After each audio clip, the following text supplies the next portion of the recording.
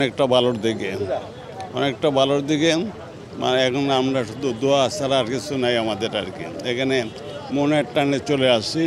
আজকে যদি আল্লাহ তাআলা ওনাকে যদি সুস্থ করে দেন, দেশের উন্নতি হবে, দেশের মানুষের এখানে শান্তি হবে, মানুষের খেদমত করার সুযোগ পাবেন।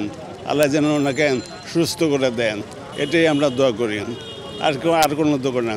আর তারেক সাহেব যখন আসবেন তখন দেখবেন সারা রাস্তাঘাট একদম ভরে গেছেন, কোটি কোটি লোক, সমস্ত বাংলাদেশের লোক এসে সব কিছু আপনার এখানে আপনার ওনাকে রিসিভ করবে। শহীদ প্রেসিডেন্ট জিয়া রহমান যদি স্বাধীনতা ঘোষণা না করতেন তাহলে যে কী হয়তো বলা মুশকিল ছিল। সেক্টর কমান্ডার ছিল আর ওনাকে বলে রাজাকার, তো হাসি পায় তাদের কথা শুনতে। যারা কোনো যুদ্ধক্ষেত্রে যায় নাই, তাদের কোনো খেতাবই নাই, সমস্ত বিএনপির খেতাব।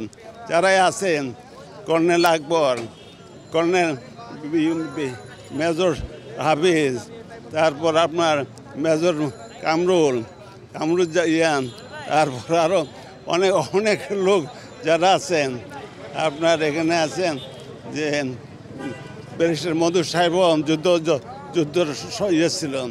উনি যখন ছিলেন ক্ষমতায় যখন ছিলেন দেশের শান্তি ছিল। আমি নিজেও 5 বারের এমপি হয়েছি, 4 বারের প্রতিমন্ত্রী ছিলাম।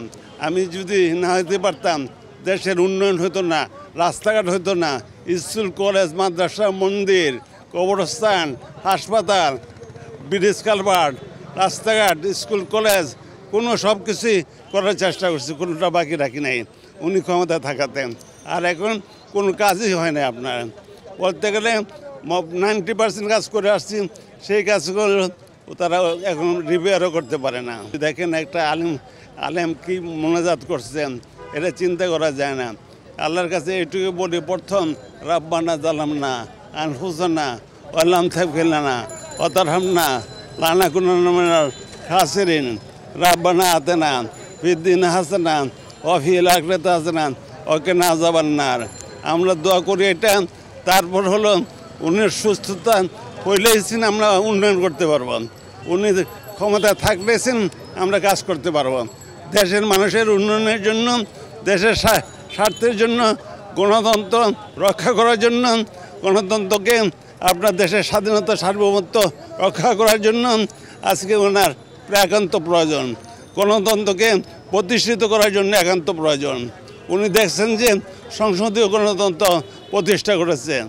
কুকুর সাহেব যখন মারা যায়, একটা মা থাকতেন সন্তান মারা গেলে কি কষ্ট, সে কষ্ট বুকে ধারণ করে আমাদের জন্য সে বেঁচে আছেন। কোটি কোটি লক্ষ লক্ষ লোক ওনার জানাজা হয়েছিল। তাহলে তাকে ব্যস্ত নসিব করো, জিয়া রহমান সাহেবকে ব্যস্ত নসিব করো, এই যে দোয়া করি আমরা।